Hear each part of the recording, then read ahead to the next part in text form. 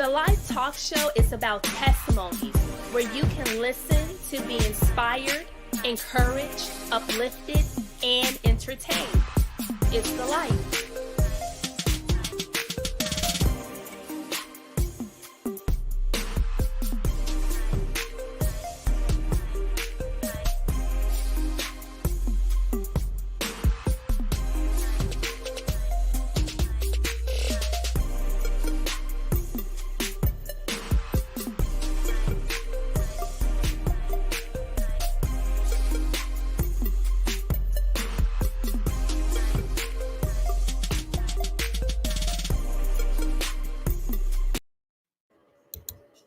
Good morning, everyone. Thank you for joining us. I am Ashley Cotton, your host for the Life Talk Show. And of course, with me, I do have a guest with me virtually by the name of Esther Moreno. And so without further ado, I'm going to read her bio so I can introduce you to her. But for those who are new, and of course, for those that have been following me, I greatly appreciate you. I thank you for your support, for every like, for every comment, for every, subscribe, for everything that you have done, been rocking with me from the very beginning.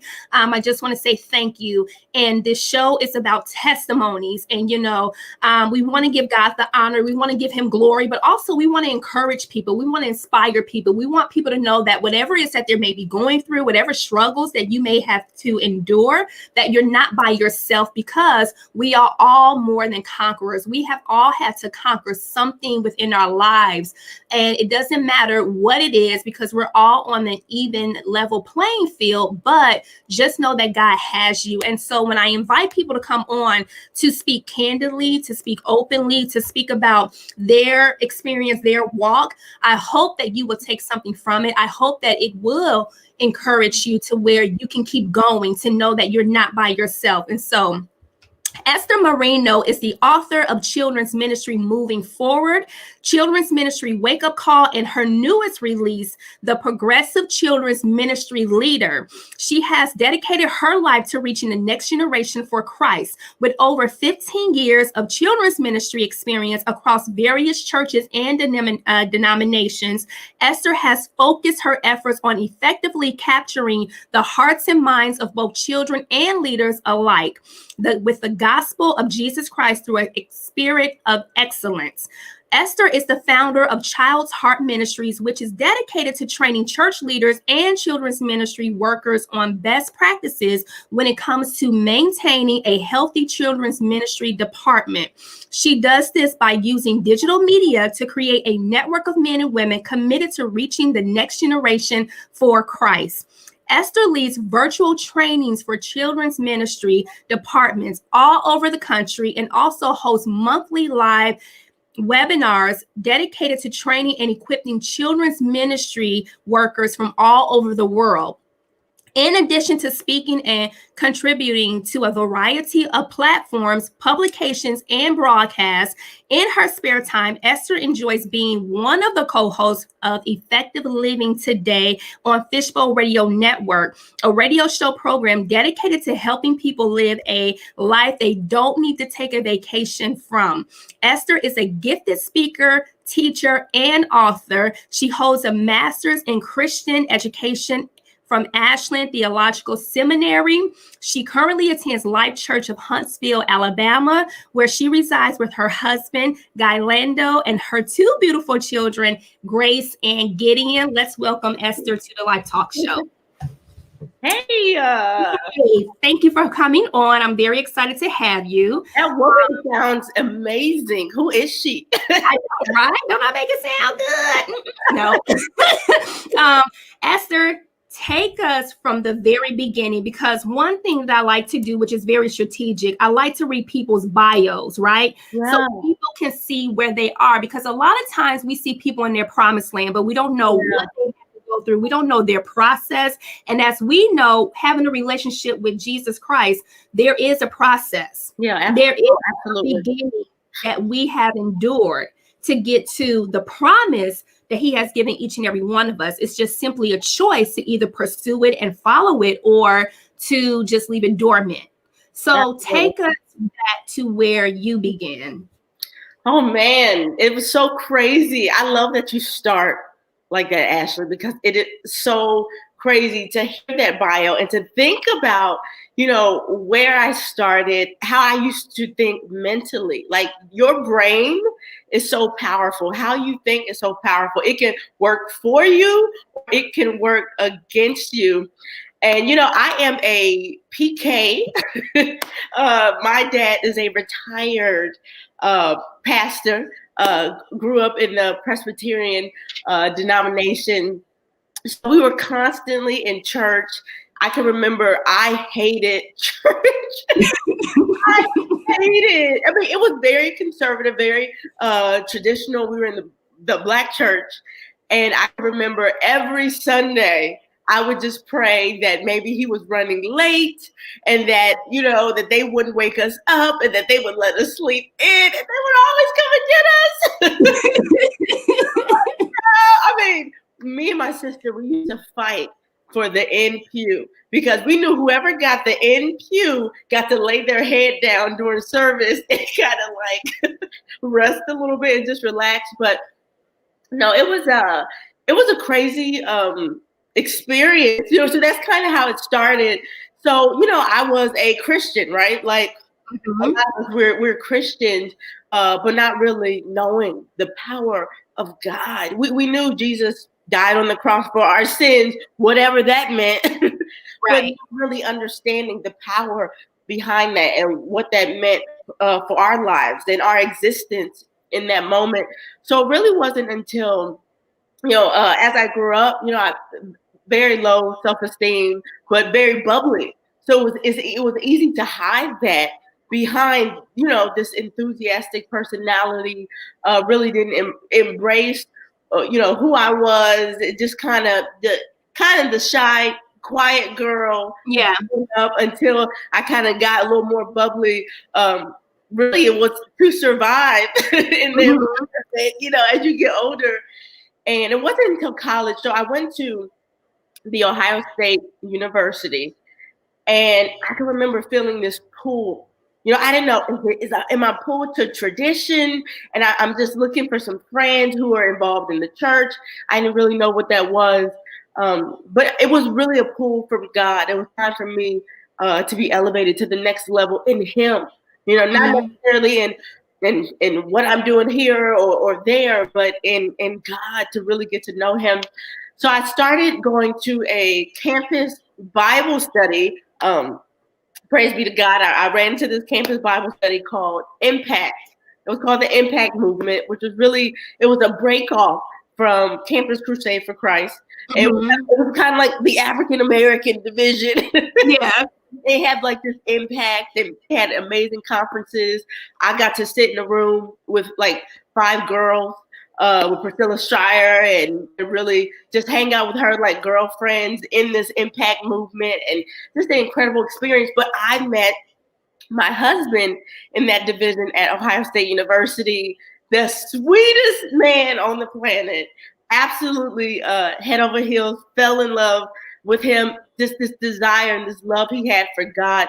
And that was really what attracted me to my husband, Guy, because I knew no matter what happened in our relationship, his relationship with God was number one.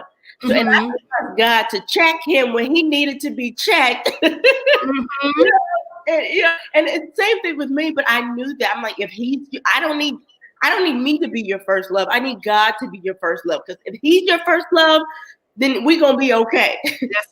That's right. In order.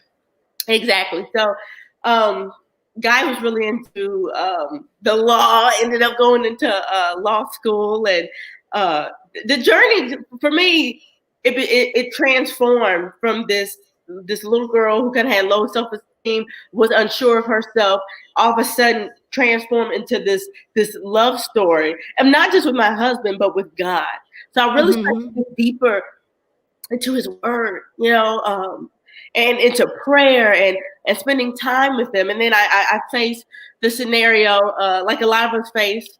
There were a couple friends in my life who weren't very healthy. About having your environment needs to be, for me, trying to grow. I had to come to the understanding everyone's not trying to go where you're trying to go. And sometimes you have to let those people go. Maybe not forever, but sometimes Right. you have to release them and let them go so that you can grow and be all that you can be. And in my situation, as I tried to grow in God, I had friends who were not trying to do that. They were going in a completely different direction. And I had to respect that and love them, yet not allow them to hinder me from my growth. Because I was weak. So I really needed to pull myself from those people so that I can really, so it could be me and Jesus and nobody else. So, Esther, how do you make the transition? Because I know that we see the memes and I know that we see, you know, when you're trying to grow. So, I mean, how do you make the transition when, you know, this has been your ace boon coon? You all have been together for childhood and sisters, and you got her back, she got your back, and, you know, whatever the scenario is. But how do you gracefully go your separate ways without any hurt feelings or without, oh, you changing, you acting different, any of those things? Yeah. And I'll tell you, I got a little bit of that, you know, and I had to kind of rise above the whole you're changing, you're acting different. Esther's a God girl now. You know, I remember getting some of that, but I also remember part of my faith was loving people. That, I mean, in essence, you know, that's who Jesus was. He loved. So I really had to love them even in the midst of that. And I remember, and it's not a I'm dropping you. You know, I don't believe in I can't be with you anymore. Bye, you're gone. Right. It was more of a subtle experience for me. It was slow and subtle. And they would see me grow. They would see me reading my Bible. They would notice I wasn't showing up to certain parties or things like that. But I never judged them. I never said you need to do more. You need to do this.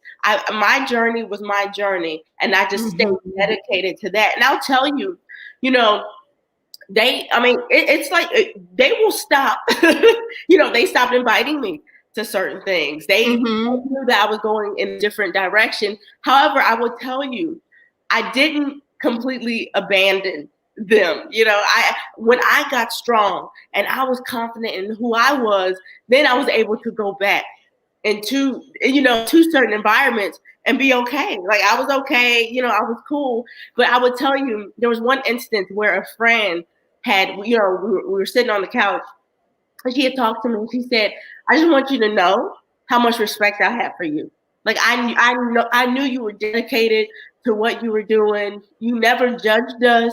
You were still so loving, but in the same vein, you were growing and going in this amazing direction. And I want to go in that direction. How can I go in that direction? You know, so for me, that's really, you know, how it played out. You know, I talked to some of my friends, you know, in that season of my life. We could get together every couple of years. And it's like no time has occurred at all. And we're laughing and we're having a good time. But we have a respect for where each person is, you know. And that's what I like, that there's a mutual respect there because, you know, as new believers and when we have our walk with God, we can become zealous. Yeah. We could become like, you know, now that God has changed us and we have to go through our process, and we're still going through our process because you go from glory to glory to glory. But it's like we want to hurry up and rush their process, or we want to hurry up and bring them on to where we are. And it becomes a turnoff because it says wise men win souls. So if anything, your silence, instead of you pointing the finger or beating them over the head with the Bible, and it's all about church, Bible, that you no longer are, you know, being a human and living, you know, and having your own fun experiences without the sin involved, that it could become a turnoff. So I like the fact that, and then also your witness. You know, you didn't do that to them, but it was your witness that made them look at you and inquire about you. And your friend was able to say, you know what, I respect you because not only are you doing this talk, but you're also doing this walk. Absolutely. It was exactly like that, Ashley. And and it was a few friends who actually came to me and talked to me about that. And over time, I have learned that God will use you for them. Some part of our journey, is intertwined. I love that the God we serve is so strategic. And sometimes part of our journey is intertwined with theirs. And for me, that has just been just the funnest thing on the planet, to be able to talk to them, and because I took that time out to grow and to be strong, and that really has not changed for me, Ashley. As I've grown, and you meet so many different people. You go through so many different seasons where people are around you. And each season, I can tell you, each season was so blessed. God had so many amazing things for me in each season, but they were seasons. So, so I had to. I would have to move and shift to another season and be okay. And there are some people I learned were just seasonal friends. And some were lifelong friends, and I had to be okay with that, because I'm like, no, I want to take everybody with me. And they're like, no, you're not supposed to take everybody with you. There are a few people who were designed to be in this season. Now I'm moving you to this season. That was definitely an experience for me. You are so right. I mean, it's a journey. I continue to grow in God. I am so undone. I still consider myself so undone. I'll have a season where I'm like, oh man, I'm on fire. And then I'll have another season where I'm like, I need some water. I'm really dry, Lord. I need you, to come in. But it has, I would tell you, crossing over into the ministry that I'm doing now, that kind of reflects that bio. That sounds completely crazy to me. So I felt the call to go to seminary to obtain my master's degree. And I remember my mom, she was so upset, because we grew up in the ministry, and the church can be ugly. We saw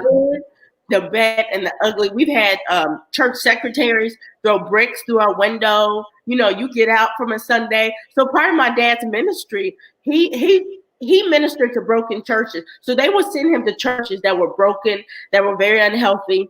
He would repair them, get them healthy, and then they would move us again to another broken church. So that was his ministry. So we would constantly experience, strife or. So can you imagine that, Esther, that here, because the church is supposed to be like the hospital, right? Where sick people come and get their healing, get their strength, and then go out into the world and to minister and heal the world as well, and then come back and get refreshing. But your dad's ministry is healing broken churches. Yeah. And as a kid, as a grown, it was hard for him, as a grown up. So imagine us. We're like on the battlefield.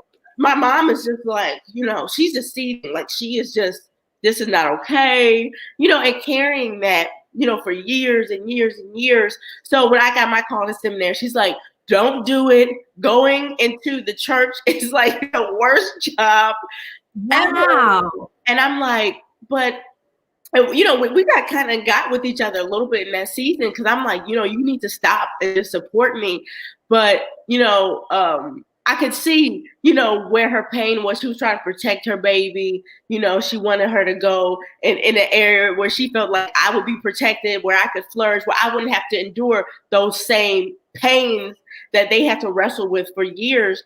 So went into seminary, started working for the church as a children's pastor, and we said in the bio, I've worked for various denominations. After I married my husband, we would have to move every 3 years. So I would have had, those stints in those churches to be their children's pastor.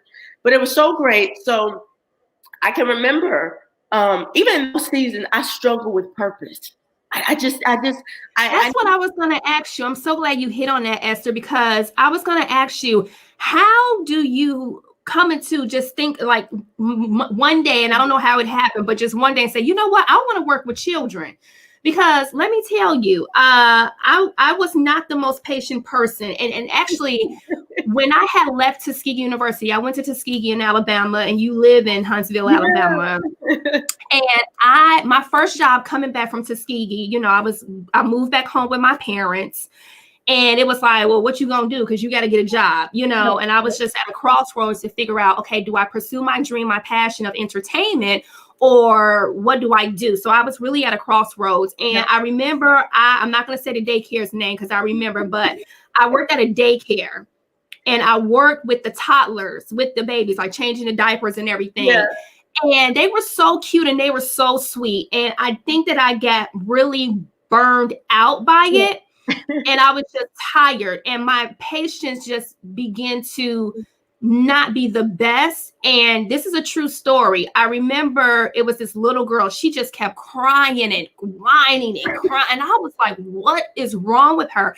And it was like, I would just say, stop, baby. Like, no, don't do that. And she would be like, just all over the place. And I got so frustrated and I repented.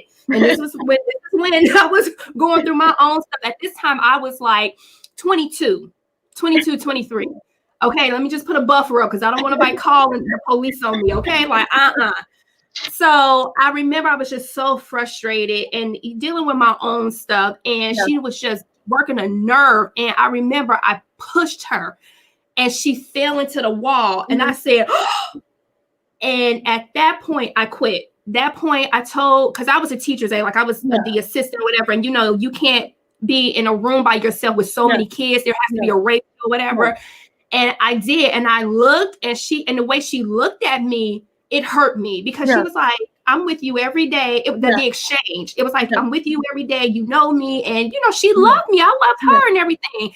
And when I pushed her, she fell against the wall and she fell and she started to cry, but it was out of a hurt cry. And I was like, and I remember I turned to the main teacher and I said, I gotta go. I said, I quit. And she's like, you can't leave me here. And I was like, tell the director, because if we were short-staffed, the director would come in and, and I said, tell the director, I said, because I quit.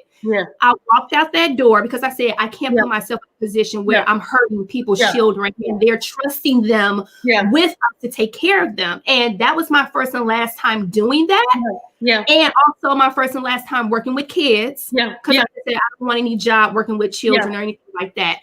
And I went, it was a tattoo parlor across from the parking lot. So you have the daycare school here, and then across the street is like Wishbone, which is like a chicken restaurant. And then this was in Arizona, so it was a Wishbone restaurant, and there was a tattoo parlor, and then there was some other like little mom pop store right here. I left, I quit, and I walked in. True story. I walked into the tattoo parlor, and I put Jesus on my back. Wow. I did. It's a bizarre story, but that's how bad I felt. Wow. And then the shame came in because I was like, I can't believe that I did that. Like, I'm not an abusive person. Like, I don't hit and do stuff like that. And I did. I went in there and I said, how much is it for this tattoo to go on my back? And he said, oh, it's like, I think it was like $150 or something. And I was like, okay, put that on my back. And he was like, okay, let's do it. And I sat there and do I have a tattoo like this with Jesus on my back? And when I got home, my mama was like, oh, you home early. Like, how did everything go? And I said, I quit. And she was like, okay. Because that's what I would do. I would work at jobs and I would quit. If I didn't like it, I would just quit.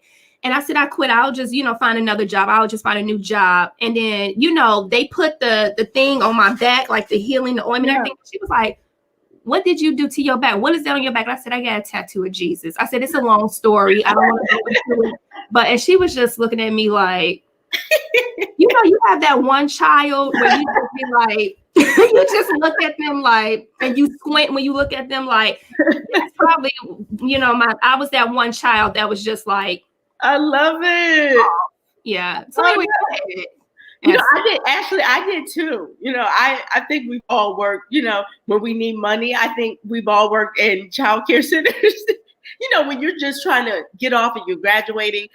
And I actually worked for one, God has always put me in positions where I've had to work with children, and God will reveal to you what you're supposed to do, even if you don't notice it. Like, people will see something in you that you don't see in yourself, and people would tell me strangers will come in, and I remember I would have to give them a tour because I served as like a director in a childcare center, and I would give them tours, and they would say, "There's something about you, you don't even have to give me a tour. I know that this is a safe place for children." Because you're here. Like, God would use people to say things like that to me. And I've had the same situation I remember difficult children. I remember getting, those vacuum pop-up ball toys. Yeah. Mr. Price. I remember I got banged in the shin. By See? one of the people's green snot coming out their nose. But there was this one boy, his name was Calvin. And Calvin, he was very violent. Calvin was from Kenya. And he was over here with his mother, and the dad was still at home making money and sending money over. And I remember he was very violent, and there was a huge language barrier. And so he went to the child care center. And I remember, there were days where they would be hiding under the desk because Calvin he's going crazy. And I remember I used to pray over the most difficult kids during nap time. I would pray over them. You get to meet these people's families and, what they're involved in, and your life becomes intertwined with theirs. I would visit the families. I would have dinner with the families, and God just drew me in to just go deeper with the families who are in our center. And I remember Calvin had dinner with his family.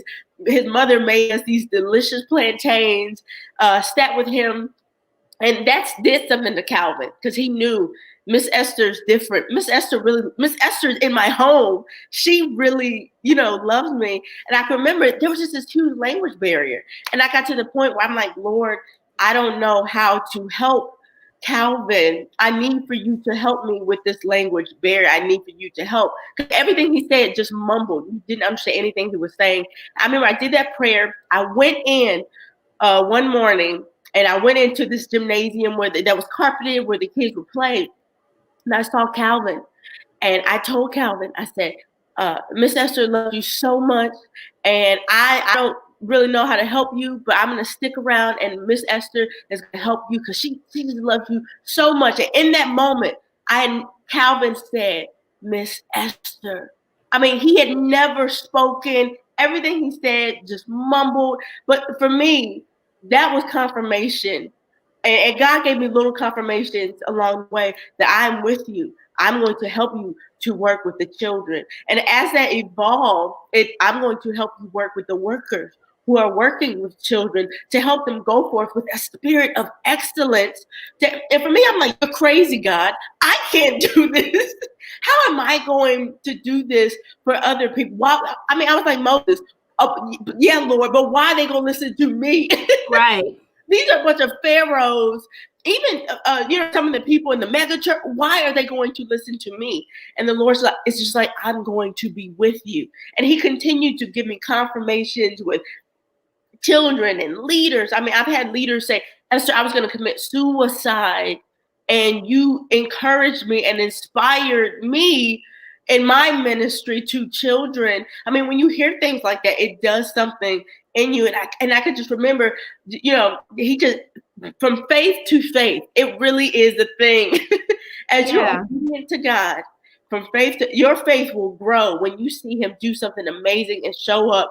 And he always grew it to where I was ready for the next thing and the next thing and the next thing. And he will meet you where you are. He will come and turn your natural into supernatural. When you trust him, when you lean into him. I'll tell you, Ashley, I have been on stages. I've been around the world speaking, doing all types of crazy things. And it's so humbling to me because I'm like, I was so like Moses, like, you're crazy. I didn't do this.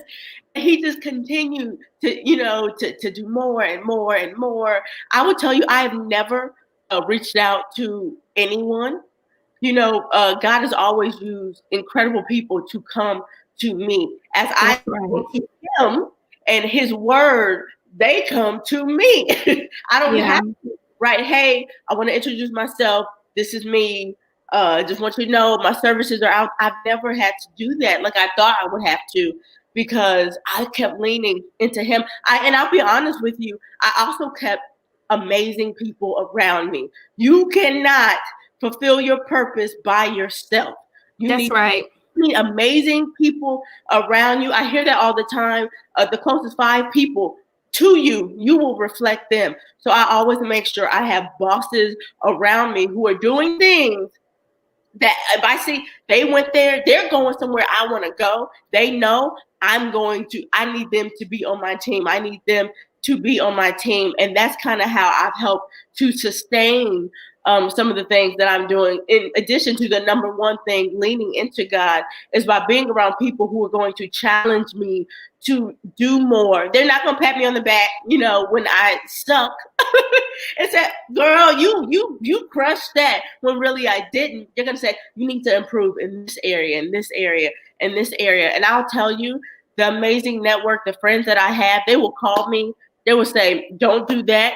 Take this post down now. You need to switch this around. This is how you need to do this. This is how you need to market.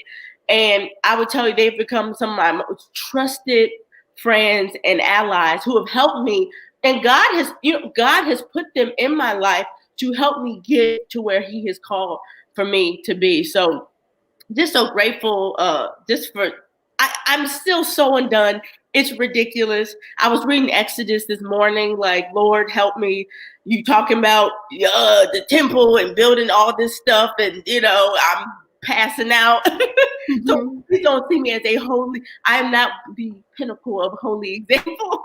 I'm struggling, trying to get through trying to really dig into God's word and become more like Christ. Each and every day, I fall down, I get back up, fall down again 10 more times, get back up again. I mean, it is truly a journey, but I dedicated myself to living life to the fullest. Ashley, I'll say one more thing. My husband and I, we like to take walks, and we take walks in like cemeteries just to remind ourselves that we're not going to be on this earth forever. One day, our face is going to be on one of these things, So why not now? Why not live life to the fullest right now? And I love those walks through those cemeteries, because it's just a reminder that you're here, you're living. God has placed so much purpose in you. Now, what are you going to do with it? What are you going to do with it? If I can encourage anybody, if you know that God has given you a calling, don't make it so difficult. Do it afraid if you have to, until you get comfortable. Yeah. You will get comfortable to continue to lean. If it's really what God is calling for you to do, He will make ways. He will open doors, for you to do. Because all it takes is just obedience. He's just looking for people to be obedient. Don't ever think that He has stopped talking to people and He's looking for people. I'm pretty sure Abraham was not the first person that He talked to. I'm pretty sure He was seeking and looking for people who would just be obedient and trust Him. But it just so happened that Abraham believed Him at His word and went away from what was familiar, what he's known his whole entire life, and just took that walk of faith. Before there was even a such thing as faith or anything. He just believed God. And he went and followed after Him, pursued after Him. And so for anybody who has a calling or a purpose on their life, and you know what you're supposed to be doing, God has told you and talked to you, and there's been confirmation, please take the leap of faith, because one thing that you don't want to do, because God is going to win. You don't want it to come down to where He's put you down and you got to make a choice. You want to do it if you can do it in your own free will and say, okay, Lord, yes, I surrender to you. Do it in your own free will, but don't let Him grab you up, yoke you up, and say, listen, I've told you. No, because He was going to kill Moses. We're talking about Moses. He was going to kill Moses. It's in the Bible. When after the burning bush incident and he had to make his way back to Egypt, Moses decided to take a little rest in the desert. And Zipporah, his wife, had to intercede, and she had to cut off the foreskin of him because God had already told him what to do, but he was delaying and playing and in the desert, and God was about to come up on Moses. And Zipporah said, wait a minute. Now, I don't know what she felt. I don't know what revelation she received to intercede. So husbands, thank your wife. When your wife comes and you talk about some baby, I don't know about this. I don't think you should do this. You listen to your wife because she interceded and she did what God told him to do that he didn't do on his own. Because God, Absolutely. listen, we know God to be a gracious God. Yeah. Yeah. He loves us. Yeah. He looks at us in awe and everything, but he's also a terrible God as well. And when Yeah. I say that, he does not play about his Yeah. word. He's not going to change his mind Yeah. about you. And you need to get that in your head. Yep. We want the blessings and the good things that come along with that, but understand disobedience, he's not going to tolerate. And it don't matter who you are, where you come from, skin color, or any of that. When he means business and his word is his word, which means that nothing is going to take away from his word or add to his word, just listen and do it. Absolutely.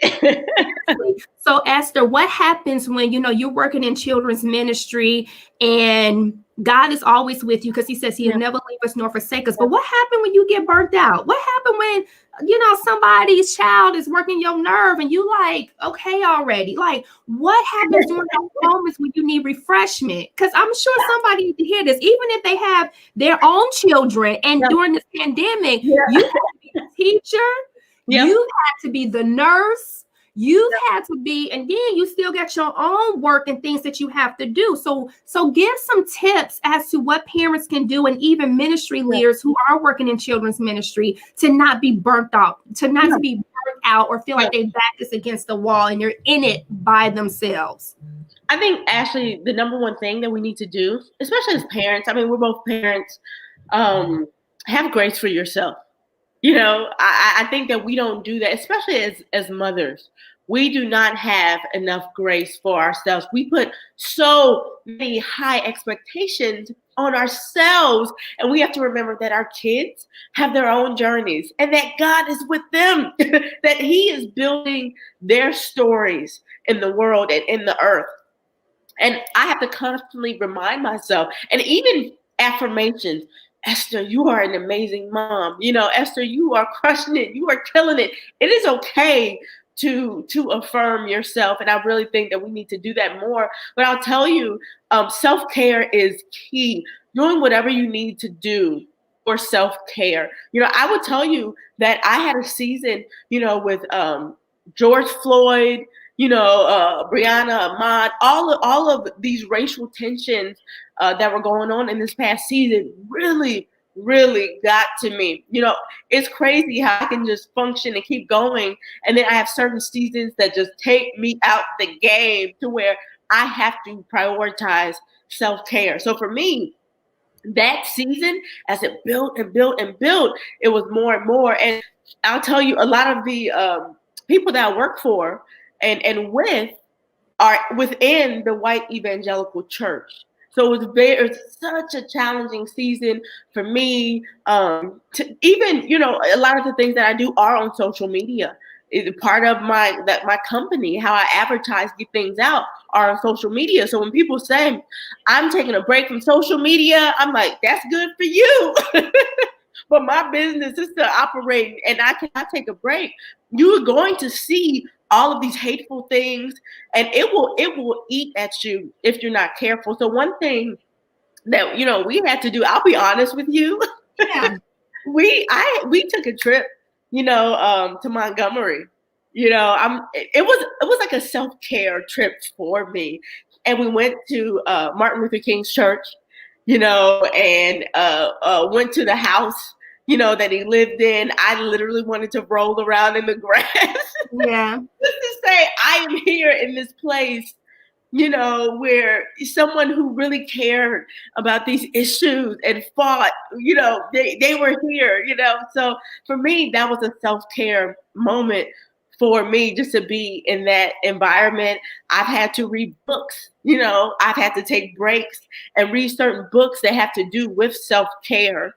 So for me, in that season, one of the issues was racial trauma. I was going through racial trauma, and a lot of us would just go through that and get bitter and angry and just get really upset. So for me, I read a book called Healing Racial Trauma, and at the end of every chapter gave you tips, on what to do, on how to navigate through this season. Healthy things. Find an accountability partner to pray with. Make sure make sure that you're exercising and you're emphasizing fitness and nutrition, because that releases, stress hormones and just all those things. For me, those are self-care items that we don't think about, but it's so important that we're doing that, if you are a leader, that you are a reader and that you are growing, not just in your career, but I want my life to be as whole as possible in every area. I want my marriage to be strong. I want to eat healthy. I want fitness and nutrition to be a priority. I want my mind to be right. This is why I read the word, because he will pull me down off of my high horse when I'm upset or feeling burnt out or want to quit. He is my strength. So that's why it's so important to make sure that you're incorporating those elements of self-care. Get a massage if you need to. Go in the bath, put some bubble bath, get some $1.99 bubble bath. And in the bath, there are so many ways that are cost efficient that you can do to take care of yourself, but we have to have the discipline to take the breaks when we need to. There are times where I'm like, I post on social media all the time. You know what? I can't post today. I'm just going to focus on me. The kids are in school. It's time for me to just breathe. Maybe it's a nap. Wow, what is that when you're a mom? Yeah, sometimes for sure. It's a nap and just breathing deeply. I have meditation apps on my phone. My favorite one is called Calm. And if I'm really struggling sleeping, I'll play it and it'll do some calming. I have Christian meditation apps. Well, it will play music, soft music, while reading the Word of God, and that helps me to fall asleep and to relax. So the biggest thing is, don't dodge self-care. If you do, your body is going to force you to slow. You will get sick if you get burned out and you don't listen to your body and take those breaks. Your body will force you to take the break. You don't want that. Just take the breaks that you need. And sometimes that means saying no to beautiful things. You have this beautiful opportunity, but you know that you need a break. Sometimes that means putting you first by saying no to this thing that looks great, but will take you to the brink. Yes, absolutely. Great advice. And you know what? Speaking of which, whenever I do the show, whether it's Wednesday and Saturday, I always guard my eye gate and my ear gate so I can be a clear vessel with nothing on my conscience when I'm doing this, because I really want to be clear and I really want to be serious about how God uses me. And Thursday, I watched American Skin by Nate Parker. And that's a racial film about the police brutality, about the police of, I don't want to give the movie away in case anybody watches it or want to watch it, but it's, racial profile type of movie. And then Friday, I watched Judas and the Black Messiah, which is about Fred Hampton, who was a Black Panther, and how the FBI and the Chicago police were plotting against him to bring him and his organization down.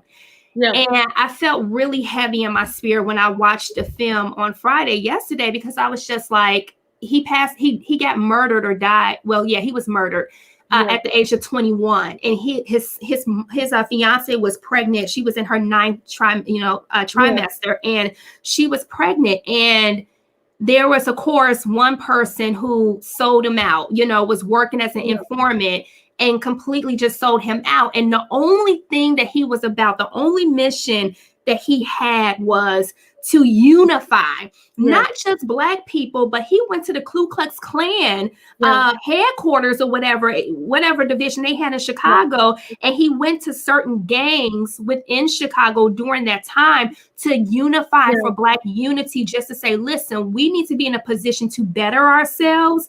We need to be in a position where we can do for ourselves and really take care of our community. And it was like they just came in and just took all of that away. His vision of his purpose, his dream, whatever, and it wasn't violent. He wasn't shooting or trying to kill or anything like that. Now, there were some radicals within it, but that was his overall mission, in which everybody's overall mission, Dr. Martin Luther King, Malcolm X, the Black Panther Party, certain individual that God had raised up, however you want to try to slice it and dice it, but how God raised them up. And I find it interesting because I remember actually watching a real documentary on it about Fred Hampton and the Black Panther Party and everything. And during this time, Nixon was in office as president. And throughout the documents, like they're showing these classified documents throughout the documentary, and it was like, you know, they kept calling it the Black Messiah, the Black Messiah. And it's if you look at it from a spiritual standpoint, that the enemy is trying to take out, even though we know who the Messiah is, which is Jesus Christ, like he came and died and did what he did for his purpose. But it's so funny how the enemy is still trying to take out the Black Messiah. And the Messiah simply means the anointed one, the chosen one. But also, when I was looking at the definition further, it's the one who comes to liberate. It's the one who comes to set free. I can't think of the word right now, but pretty much the one who's coming to set his people free. And when I saw that when I saw the film, I felt so sad. And like you said, I had to get my mind out of that, because I'm like, okay, I have a show to do. I can't think on that. I can't, dwell on that right now. And I have to pick myself up. That I called my prayer warrior, and me and her just started praying. And I even had to get in my word to study a little bit so I could be clear and not carry on that. So Esther, you talked about your self-care and what you did, but what do you do? And help us that when there have been so much racial divide and tension, and you work with our Christian brothers and sisters who are white, who are Indian, they're part of the kingdom, they're part of the body of Christ too. But what if they have a different viewpoint, or they just don't quite get it and understand it? What do you do with that?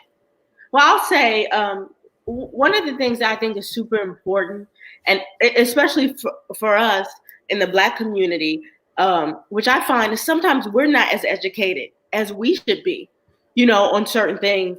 So even though our anger may be legitimate when it comes to the injustices that are going on, and the current injustices that we live just being in this skin, because we don't know our own history, because we can't articulate it, because we don't read books, it's hard to articulate it to other people who may not look like us. So for me, part of that is going on a journey to make sure that I'm constantly reading, that I know the history from colonialism all the way to mass incarceration, so that I can articulate it in a way that's educated. Because I'll tell you, when you don't do that, people will close their ears, they will shut down. If you just say me, this is wrong, I'm being treated like this because of this, it's harder to receive that versus hard cold facts. And I think a lot of times maybe we don't know the facts that we need to know so that we can do that. But I will say another thing that we do, I have found it is more effective not to just talk at people who look different from me, but to help them to go on a journey of self-discovery by themselves. And I'll give you an example, Ashley. Just recently, part of our trip to Montgomery, we went to the Equal Justice Initiative Museum, and it basically takes you on. I love African American history museums. Me too. I love that everyone I've ever been to is always different, and they always have a different focus point. And what I loved about this one, you were not allowed to use your phones. You were not, they didn't want you to be taking pictures. They wanted you not to observe, but to absorb the experience so that you can really learn and grow. So then you can really help others when you filled up your knowledge bank. So you were literally reading all the way up to the end.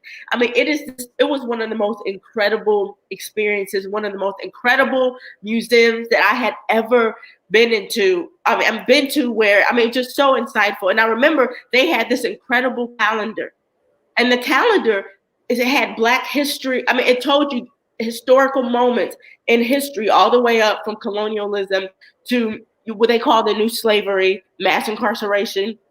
And it had, I mean, every day. I had never seen a calendar like this before. And I grabbed this calendar, and I remember I mailed it to we have some great friends who are white.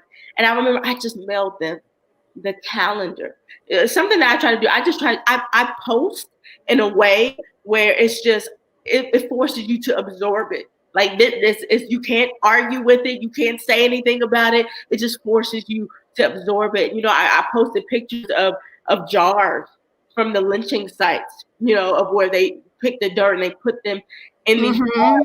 I remember I took a picture of a jar. I will never forget Jim Cross, his name, because it was his entire family. It said Jim Cross. It said Jim Cross's wife, Jim Cross's child, Jim Cross's child. So 2 kids and a couple lynched in that site, picked up the soil. This was in this jar, you know. So I try to force people to look at it and to see. But I remember sending that calendar to our friends, and they were so overwhelmed. I didn't have this long conversation with them about the history. That's too much for us to carry. There are too many layers. Right. For me to have to try to explain. And I've gotten to the point in my journey where I am the person that a lot of people reach out to, help us to understand. We want to learn under you, teach us. And I'm like, no, that is too big of a burden to carry.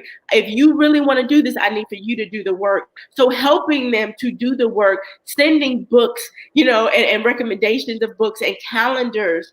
I remember I got a message from them, and they did a video, and they were just so overwhelmed.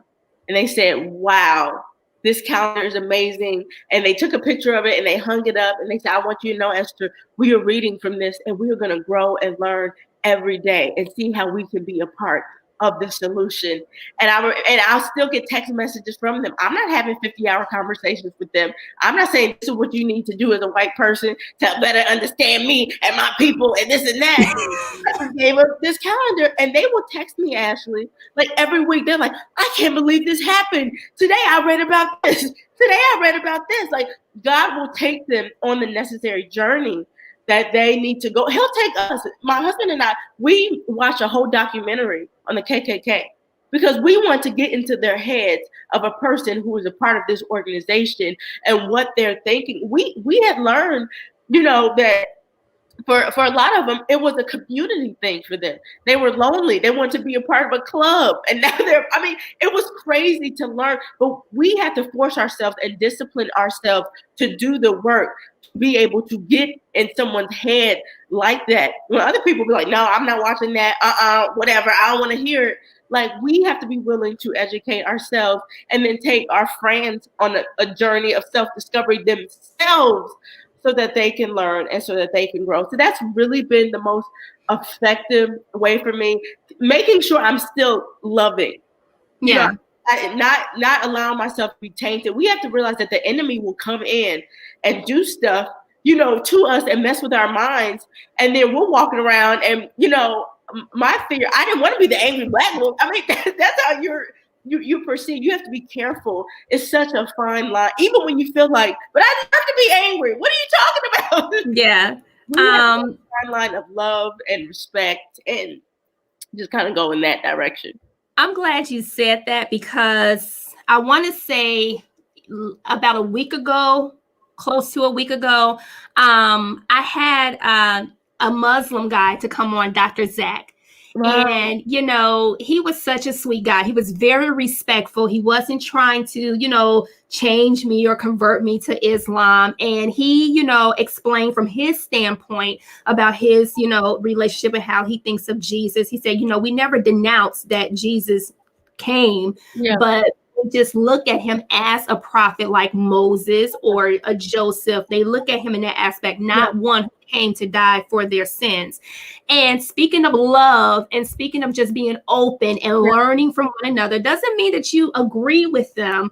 But he sent me an email after the fact, right? And so we've been in communication. We've been talking because after I ended the show with him, he said, you know, Ashley, I have such a heart of such a burden because even with my fellow Christians, the ones who invited him over for Thanksgiving, who he still are friends with and in communications with, he said, you know, I know that they want to convert me to Christianity. He said they never came out forthright and that. He said, and the thing is that I want to convert them to Islam. So I have a burden on my heart because I want them to come into my faith, and yet they want me to come into their faith. And he said, and that from his standpoint, from his perspective, is that just like we want people to come into our faith and we want people to understand and get it, that's the same with him. And I think that if we all just do our part, however we're led, however we're called to just do our part to gain some type of ground, some understanding of one another. Like, listen, you're willing to listen to my story. I'm willing to listen to your story. I'm not going to force feed you. I'm not going to make you and force anything. But the fact that, can you be open to listen? Can you have an open mind and an open heart to just take it for what it's worth and do an exchange? And so he sent me a video on Islam, a YouTube video on Islam. And I told him that I was going to watch it. And he said, okay, but that type of thing, because you just never know what seeds you're planting. God says one man plants a seed, another man waters the seed, and then it's him that's going to bring the increase. And so I just want all of us to know that while we're in our walk with Jesus, while we're doing our day-to-day tasks, whatever that may be, whether you are a philosopher of American history, African history, you know, whatever it may be, just take the time to plant seeds. And however you are led by the Spirit of God, to be led to do what it is that he has led you and called you to do, because he gives plenty of gifts to his children. There's plenty of gifts. Your gift is not going to look like my gift. Like I told you, I don't have no anointing whatsoever to be working with no kids. Straight up. I get another tattoo with a bottle. Okay, I'm gonna get another tattoo. Jesus walks with me. Okay, another one. Y'all gonna see me tattoo like, Ashley, you still ain't conquered that thing with them kids. Oh no, Ashley, you still struggling with them children. Like, listen, okay. And you know, and the fact that he gives you an anointing for your purpose, for you to go through it. Like, people may look at me and say, wow, you know, how did all this come to be? Like, you know, how to your equipment and, you know, media and all of that stuff. It's because what he's placed in me to do. And so the question is, what has he placed in you to do? Because he has given you an anointing and a grace to be able to go forth and do it. And so I think this conversation was totally good. I hope it wasn't all over the place, but I think that it flowed, and I think that it was really, really good because we touched on so many points, so many different points, but I think that it was needed because God is just not one type of thing. And one of the things is that I'm not going to put him in a box. I don't want it to always be, even though it's the foundation, is the truth, because the show is based off of Revelations 12 and 11. But I don't always want to be Bible, you know, church. Like, I want it to be a variety of things that he's in the midst of it. That he's in the one. I love that you, because I'm used to like getting like, okay, here are the questions, this and that, you know, be ready. And I love, you don't make room for that, for any type of stoic conversation. It is literally a spirit-led conversation. And I want to say too, as we are leaning into our purposes, believe in what God has put in you. You know, God has always given us a tribe of people. Ashley, you have a tribe of people who will follow you where they won't follow somebody else, but they are following you. So God has put a gift in you to reach them for his glory. And we have to believe in what God has put in us. And as we're, you know, walking in our purpose, that, because I used to, oh my goodness, when I started preaching sermons, Oh, after I was done preaching the sermon, I'm like, oh my gosh, this part was horrible. This part was yeah, you start dissecting it. Like people like yesterday, my prayer partner asked me, she said, do you watch your shows after you get done? And I say, no, I don't. Now the thing is that because for one, I don't like to watch it because I'm critiquing it. Yeah. That's the thing. I'm critiquing. Oh, I shouldn't have said that. Oh, I stuttered on that word. Oh, I mispronounced this. Like I'm watching it from a different standpoint. And so once I put it out there, it's released. Once I let it go, it's just out there. It's just out there. And I don't want to go back and be like, oh no, I don't want to do that. People would tell me, Ashley, they would, after I was done preaching, oh my goodness, that touched my heart so much. That was so good. And I struggled. Like, this was a season that I had to get through because I would be like, you got to be kidding me. I messed up on this. I mean, I would just like dissect everything. And they were like, no, it was so good. And I had to show grace to myself. And I mean, it was kind of like a disrespect to their compliment. So what God gave them through me, because I would just shut it down. And I had to humbly say, when people would say things to me and I would criticize myself, I'd have to say, thank you. Yeah. And just like, let it go and know. Yeah.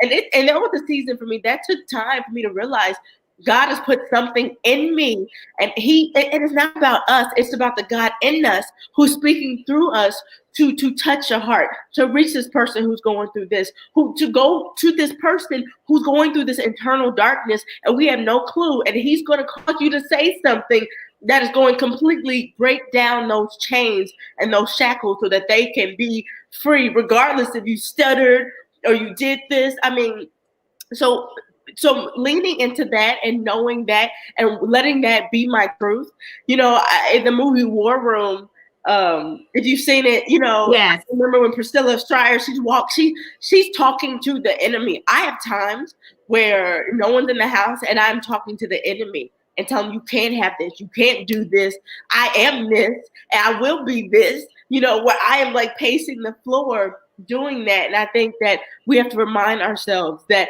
God has put something incredible in us. And I will tell you, the comparison game is horrible. Never play it. Oh yeah, don't compare yourself. Don't compare. You isn't what God has put in somebody else for his glory. So if we compare ourselves, it's like we're saying God has given us the exact same thing. And if I'm measuring myself up to what you did, if I'm not as, I mean, it's horrible. It's a horrible game.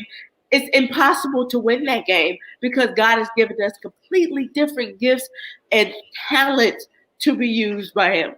Exactly. And that's the biggest thing, because I want to just dismantle the lies of the enemy, like what church is and what it's supposed to be and what it's supposed to look like, and how it's so controlled by man and it's so orchestrated that it's like, how you having church and you ain't even inviting the Holy Spirit in to flow. Like, what is you talking about? And he's not even in the midst of it, and he be like, I'm not there. That's not me. And so really just get alone in your quiet time and just seek him, seek his face. You don't have to jump through no hoops. You don't have to try to fix yourself up first before you come to him, because he knows you. He'll come in the midst of all of that. And so really just get on the path that he has for you, because there will be fulfillment. It'll be so many surprises but you will be fulfilled. You won't be disappointed. Okay. Esther, we're coming to the end because it's already 1 hour and 3 minutes. Together, we can sit here talking all day. So I'm about to hit you with the hot track with the fire rapid questions. Number one, what is your favorite verse in the Bible? Oh my goodness. I love, speaking of your hearts, I love 1 Corinthians chapter 13, and it's not just a verse. I love the entire chapter, because love has been my key to my purpose, everything that I've done. And as simple and as easy as that chapter is, and as cliche, and even though everybody uses it, I fall short of it all the time, which is why I have to read it constantly to remind myself on what true love is. And I have to, I analyze my own heart. Am I lining up to what true love is, what the love of Christ is by these standards?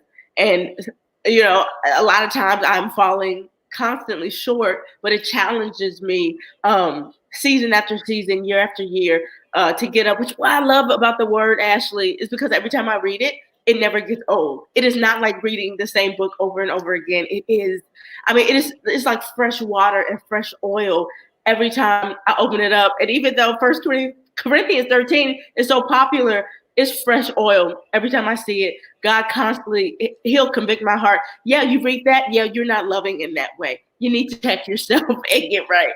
Yeah, for sure. Number 2, how do you get into the presence of the Lord? Set the atmosphere. I am quite a romantic. I like to light candles. Hey, girl.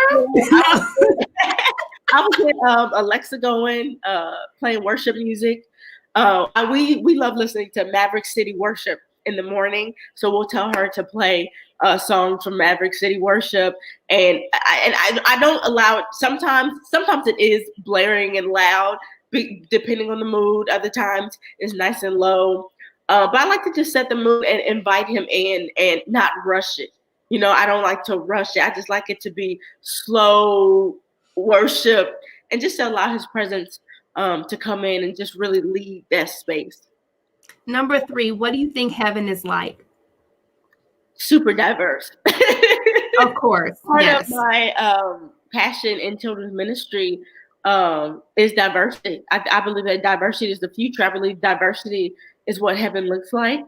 And Sunday continues to be one of the most segregated days of the week. Black people in black churches, white people in white churches, and Asian people, you know, I mean, we all have our own groups and our own churches that we're at. And I believe that God wants us to mix together because that's what heaven is like.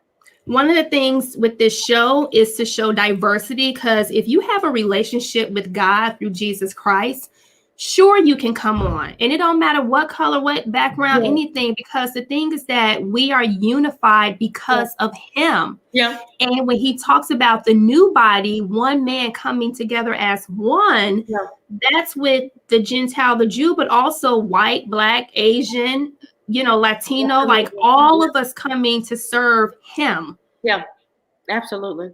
Number 4, who would you like to meet in heaven? It can be from the Old Testament or New Testament. Oh my goodness.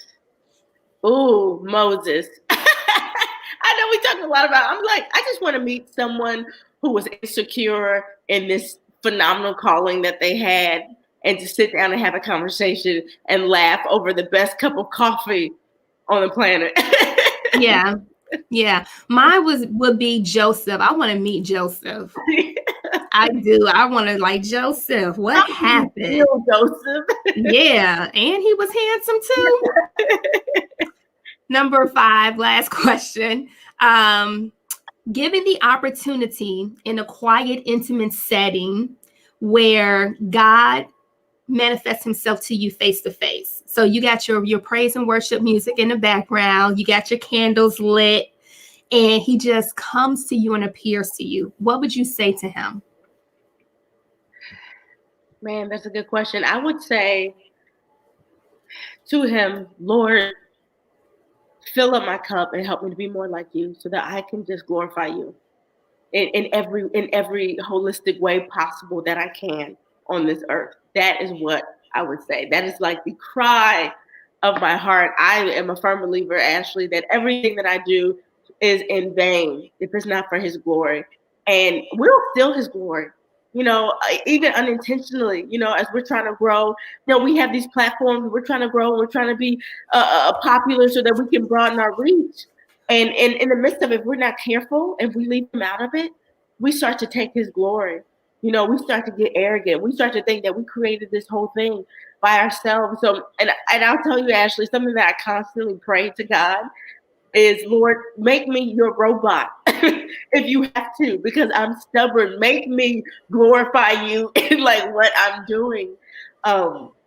Because I know that I've been created for his purposes, and I want to walk in that to the fullest. I want to get to heaven and him say, Man, Esther, like for real. We say it all the time, but for real, Right. like, good job, Esther. I mean, you did everything that you were supposed to do. You beat every obstacle. You leaned into me. You trusted me. Now come in and rest and have a good time. Exactly. And one of my prayers too, when I talk to him in my own, prayer time, is give me a spirit to endure. Yeah. Wow. Give me a spirit of endurance that despite what it feels like, despite what it looks like, what's going on around me, please give me a spirit of to endure, because it's been in it. I don't know what lies ahead of me, because he knows, but whatever that I may come across, whatever may come on my path, that I have to learn from, that I have to grow from, because he says that I give you trials and tests to strengthen you, to grow you.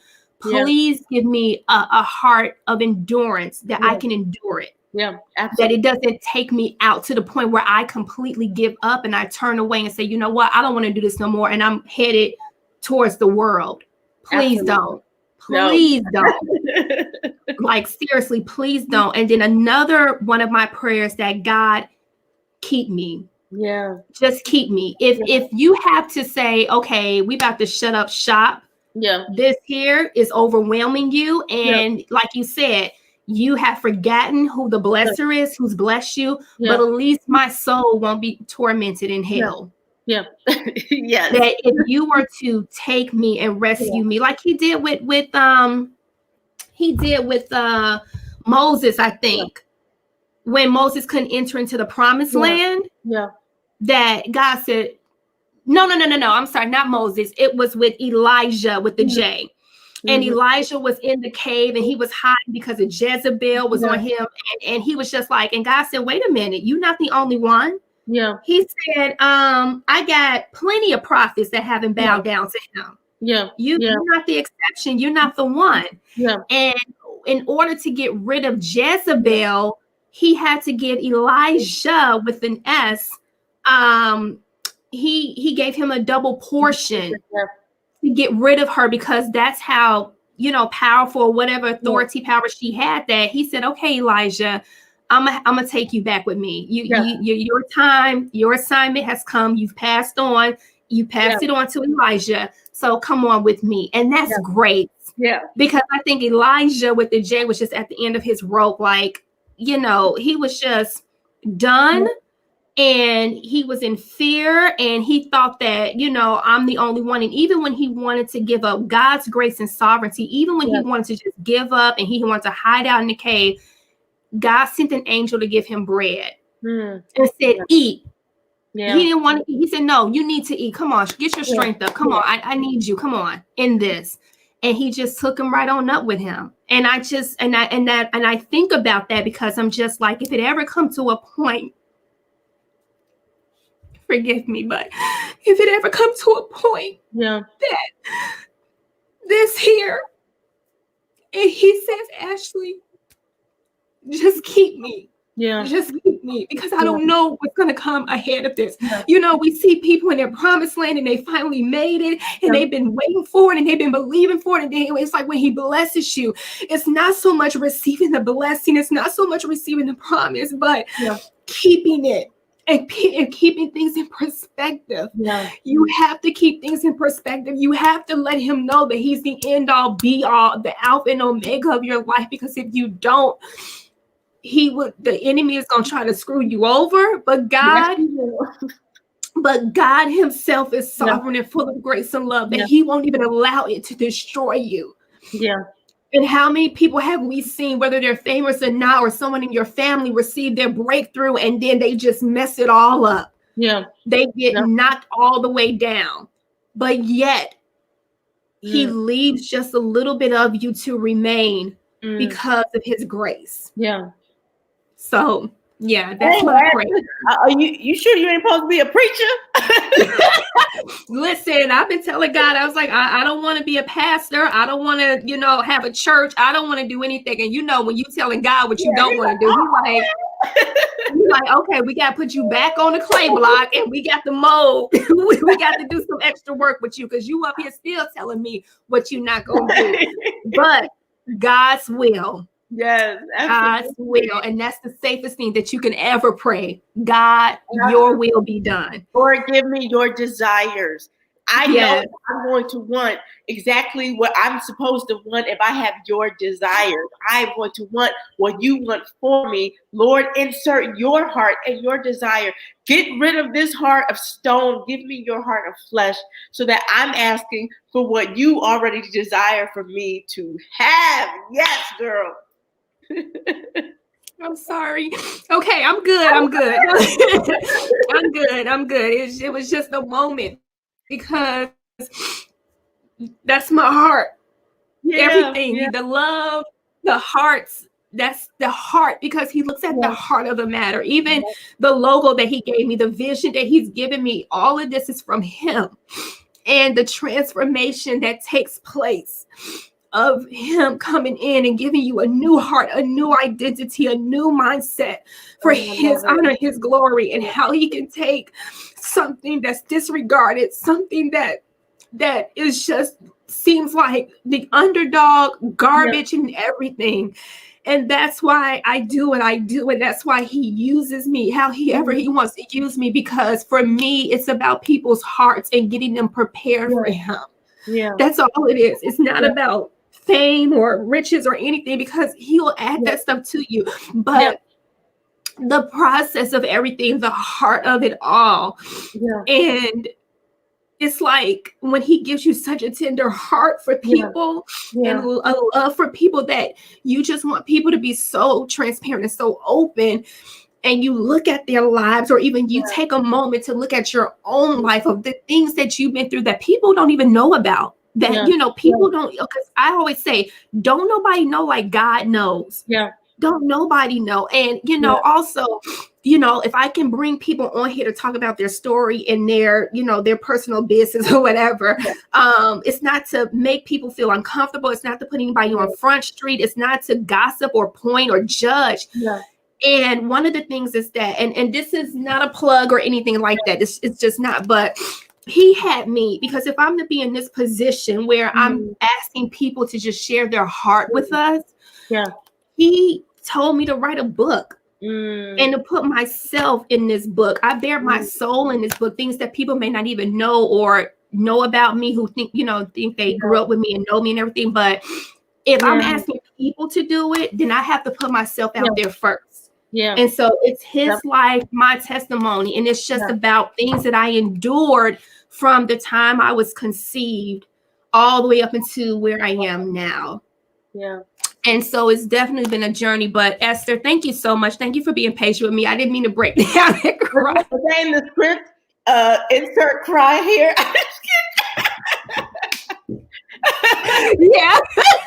This is the part where I cry and I break down. Scene. No.